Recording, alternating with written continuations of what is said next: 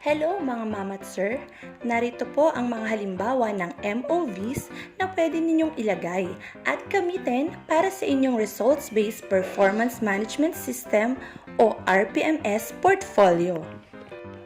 Sa mga gusto po ng soft copy ng RPMS portfolio na ito, ilalagay ko po sa comment section ang link ng Google Drive para pwede nyo pong ma-access at ma-download.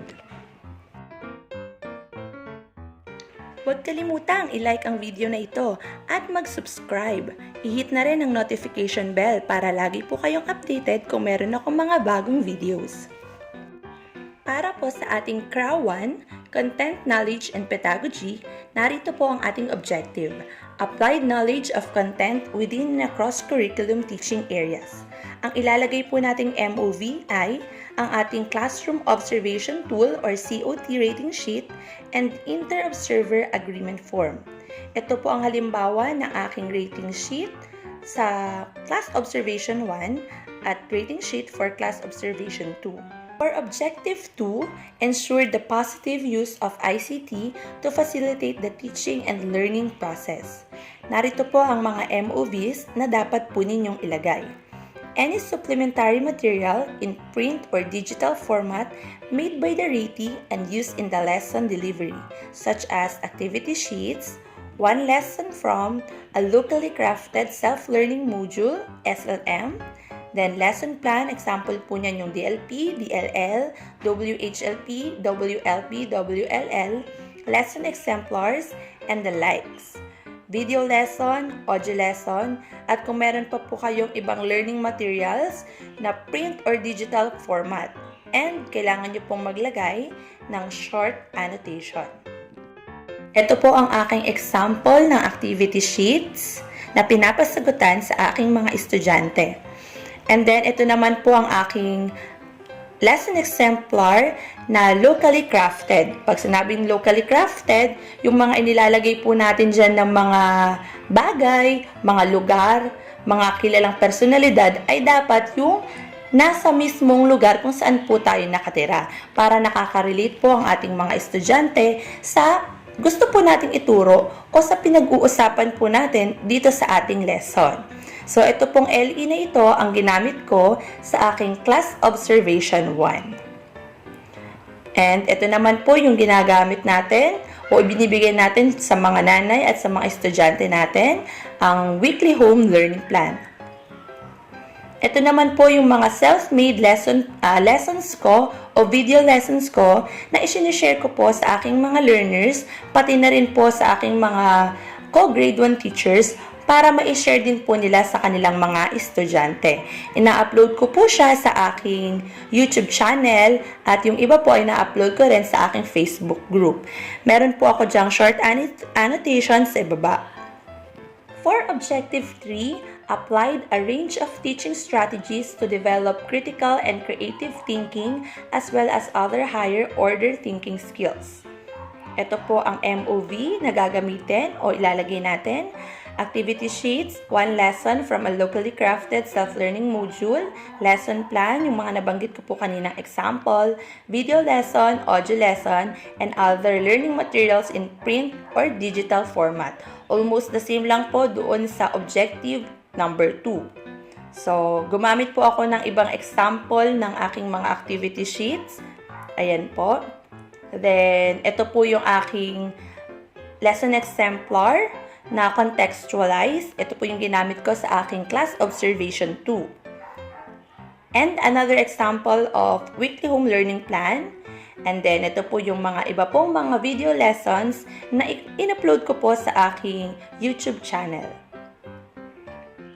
Para po sa ating CRA 2, Diversity of Learners and Assessment and Reporting. Ang atin pong Objective 4, establish a learner-centered culture by using teaching strategies that respond to their linguistic, cultural, socioeconomic, and religious backgrounds.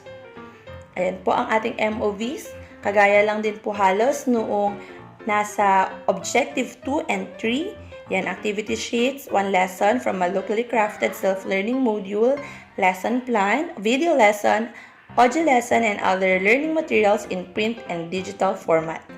So, Another example po ng aking activity sheet. Ayan, ang aking lesson exemplar, weekly home learning plan, and then self-made video lessons. Ito naman po yung mga video lessons na in-upload ko sa aking Facebook group na mommyremarie. For Objective 5, dapat po ito yung makita.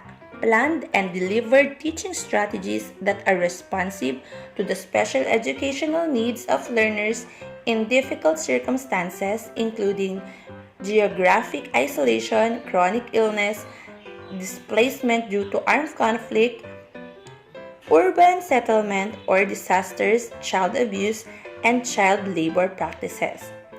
Ang MOV po ay Class Observation Tool, COT Rating Sheet, or Inter-Observer Agreement Form. So, ito po yung aking mga example ng rating sheet for Class Observation 1 and Class Observation 2. For Objective 6, use strategies for providing timely, accurate, and constructive feedback to improve learner performance. Narito po ang ating mga gagamitin o ilalagay na MOVs. Evidence that highlights providing accurate and constructive feedback to improve learner performance and that shows timeliness of feedback given to any of the following.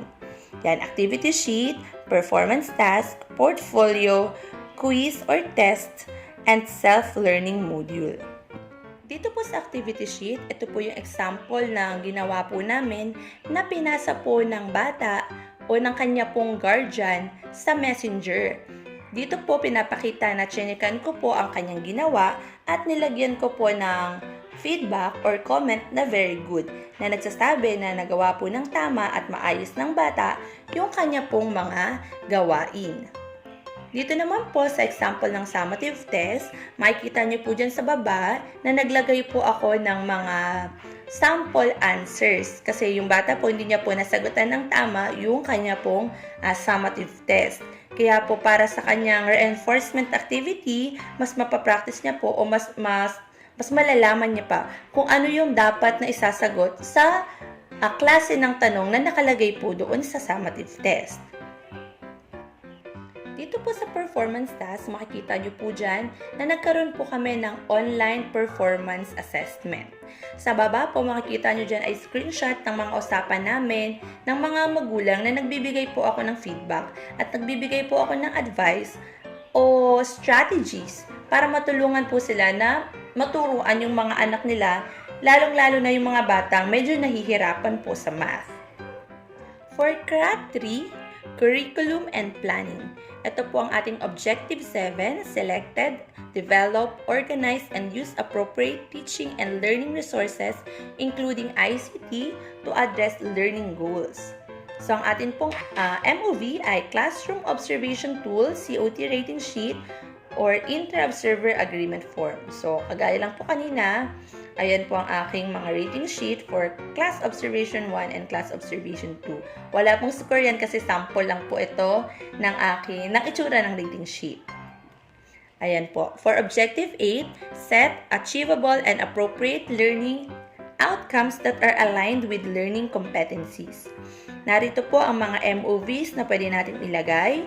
One lesson plan, example DLP, DLL, WHLP, WLP, WLL, lesson exemplars, and the likes. Or one lesson from a self-learning module prepared by the RITI with achievable and appropriate learning outcomes that are aligned with the learning competencies as shown in any of the following. So, ayan po, kung may lecture, discussion, activity, or activity sheet, performance task, then rubric for assessing performance using criteria that appropriately describe the target output. Ito naman po ang example ng aking activity with rubrics. Dito po makikita ninyo sa last part po ng test na ako po ay nagpaguhit sa mga bata. So, papakita po dyan sa rubrics kung ano po yung ating magiging pamantayan sa pag-i-score ng likhang sining ng bata. Dito naman po sa performance task, naglagay po ako dyan ng WHLP na nagpapakita ng aking objective or topic about subtraction. And na nagsasabi rin po na kami po ay magkakaroon ng online performance assessment. So, naglagay din po ako dyan ng evidence na kami po talaga ay nagkaroon ng online performance task. At ito po sa kabila yung aking ginamit na example ng PowerPoint presentation. So, ito po yung example ng rubric na ginagamit ko kapag ako po ay nag-check ng mga drawings ng aking mga learners. Meron po diyang 5 score. Yan, 5, 4, 3, 2, 1. Kung nakuha po nila yung 5 objective, bibigyan ko po sila ng 5 points. Kung 4 lang po, yan, 4 points. Kung 3, 3 points. Kung 2 lang, nakaguhit ng may kaangkupan sa paksa at naipakita lang nila ang kanilang pagkamalikhain, nagbibigay lang po ako ng 2 points. At kung nakaguhit ng may kaangkupan sa paksa, yun lang po yung na-reach niya na objective, bibigyan ko siya ng 1 point. Yan, for craft 4, community linkages and professional engagement and personal growth and professional development. Ito po ang ating objective number 9, build relationships with parents, guardians, and the wider school community to facilitate involvement in the educative process. Ito po yung kanyang mga MOVs. Meron po kayong 3. Proof of participation in any activity for improved access to education such as, but not limited to the following activities. So, distribution of learning materials to learners and parents. Yan, screenshots lang po ng mga picture. Yan, monitoring form, receipt form, distribution of learning materials. Ayan, pwede nyo pong ilagay. Brigada eskwela. And then, home visitation. Ayan po, marami po tayong pictures nito. And others. Pwede din pong maglagay ng parent-teacher log or proof of other stakeholders meeting. Ayan po yung mga online PTA meeting natin. Pwede nyo pong ilagay ang picture. Or attendance sheet with minute of online or face-to-face meeting, proof of involvement in the learner's parents' orientation. And number 3, any form of communication to parents, stakeholders. Pwede po dyan, example niya, notice of meeting, screenshot of chat, text messages, or any identifier, removed digital printed copy of learner enrollment survey form signed by the ICT coordinator or focal person and school head. So, ayun po. Ito po yung mga example. Dito po sa distributions of learning materials to learner and parents, ayan po, naglagay po ako ng picture kung saan kumukuha po yung mga parents ng module. And then, screenshot din po o picture nung kanilang attendance sheet. Ito po ay mga pictures naman ng aking ginawang home visitation face-to-face. Kasi meron din po kaming home visitation via online. So, ito naman po yung aming example ng parents and teachers meeting. And then, ito naman po yung any form of communication to parents. Ito po yung aming group chat ng section po namin. So, ito po yung mga example ng aming pag-uusap, pati po yung mga sinesend nilang pictures ng kanila pong mga anak na nagsasagot ng mga activities sa module at pati po ng aming mga summative tests. For Objective 10, participated in professional networks to share knowledge and to enhance practice. Ito po yung mga MOV na pwede nyong ilagay.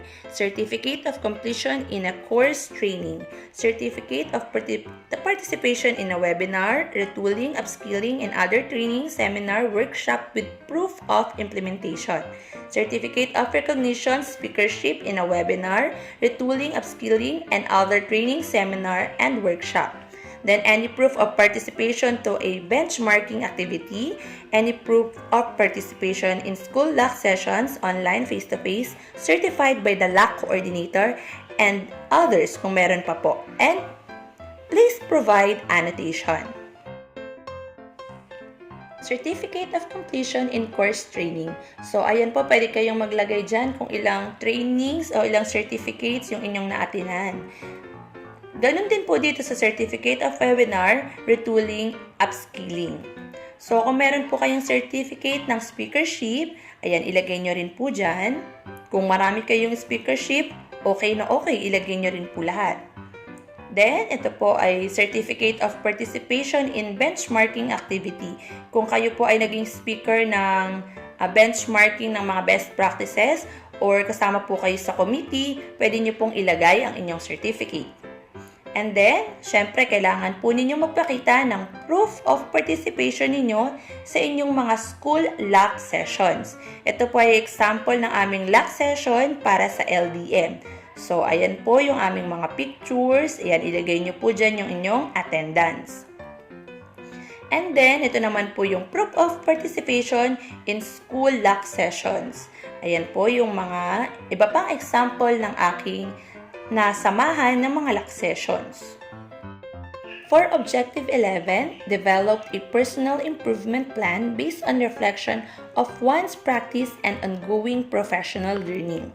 Ito po yung mga MOVs. Meron po tayo dyang main MOV and supporting MOV. Sa ating main MOV, lagay nyo po dyan ang inyong Individual Performance and Commitment Review Form Development Plan o IPCRF-DP. Para sa inyo pong mga supporting MOV, yan po, marami kayong pwedeng ilagay. Reflection of one's practice during unlock sessions with proof of attendance, reflection personal notes on coaching and mentoring and or mid-year review, personal notes, journal on division, school-led inset with proof of attendance, certificate of enrollment, registration form, class card in graduate, postgraduate school, online courses, any learning materials, highlighting the improvement done based on accomplished reflection section, and others. Ito po yung example ng aking IPCRF Development Plan Main MOV. Ayan, ito naman po ang aking reflection of one's practice during unlock sessions with proof of attendance. Ayan po, ito po yung aking reflection and ito po yung aking attendance sa ibaba. Ayan, reflection of one's practice during unlock sessions with proof of attendance. So, ayan po yung aming mga lock session, mga pictures, then naglagay po ako ng annotation. So, ito naman po yung personal notes, school-led inset with attendance. So, nag-speakership po ako sa school virtual faculty training namin. Ito po yung attendance sa baba. Ito naman po ang aking official transcript of record para po dito sa certificate from graduate school. Pwede din po dyan class card or enrollment form. Ito po sa learning materials highlighting the improvement done, dapat po naka-base ito sa inyo pong nilagay na accomplished reflection sa Objective 11. So, dahil ang nilagay ko po dun sa aking reflection ay about LDM, ang ginawa ko pong learning materials ay video lessons about kung paano po ako gumawa ng aking practicum portfolio sa LDM2. Ito na po yung last part, yung craft 5 plus factor. So, ito po yung objective niya. Objective 12, perform various related works, activities that contribute to the teaching learning process. Ito po yung mga MOV or proofs na pwede niyong ilagay.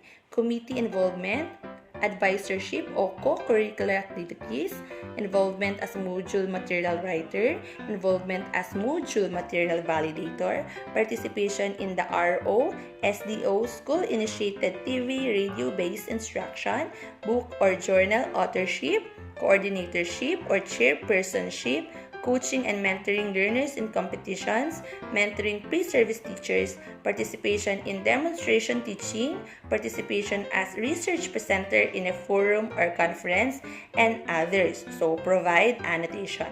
Ito po yung mga nailagay ko lang based sa mga nagawa ko.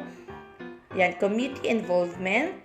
Ayan po, naging kasama po ako sa committee ng benchmarking of best practices. And then, advisorship of co-curricular activity. Ayan, isa po ako sa napiling maging speaker ng benchmarking. Ayan po, nilagay ko yung memo and nilagay ko po yung certificate. And then, coordinatorship. Ayan po, isa po akong coordinator ng school project. And then, coaching, mentoring learners competitions. Ayan po. Naglagay po ako dyan ng mga screenshot ng usapan namin ng magulang na sila po ay tinutulungan ko o mini-mentor ko kung paano po nila mapapaganda yung ginagawa po nila na isasali po namin sa contest. sa yes-o activity. And then, mentoring pre-service teachers. Ayan po, bago po magsimula ang klase, nagkaroon po kami ng school virtual faculty training. Isa po ako sa mga trainers about, nag-speaker po ako about sa paggamit ng Google Classroom. Sa baba po yung screenshot ng attendance ng mga teachers. Po yung aking screenshot ng participation in demo teaching. Dalawa po yan, demo teaching 1 and demo teaching 2. So, served as a resource speaker in benchmarking of best practices. So, naglagay po ako dyan ng annotation. Ang nilagay ko po dyan, as a resource speaker, it's a great honor for me to share our school's exemplary practices in the implementation of Project ACAP. Through this speaking engagement, we also shared our innovative strategies to reach out our learners who are lagging. We showed how committed we are in sustaining the division of results main objective, that continuity of learning amidst COVID-19 pandemic, and that no learner is left behind. So, ayun po yung aking annotation. And then, ito pa po yung isa sa mga plus factor ko. Naging finalist po ako ng SDO Results 2020 Gawad Kampilan. And po, Outstanding Digital Materials Developer. And nag-qualify din po ako as 2021 Gawad Bayani ng Montalban Sektor ng Edukasyon. Ganon din po, same category. Yan, Outstanding Digital Materials Developer. And lastly, sa coordinatorship ko po na Project ACAP, nakapasok din po kami sa Stage 3 qualifier ng first ever 2021 Gawad Bayani ng Montalban sa sektor ng edukasyon. Ayan po, naglagay din po ako ng short annotation sa ibaba.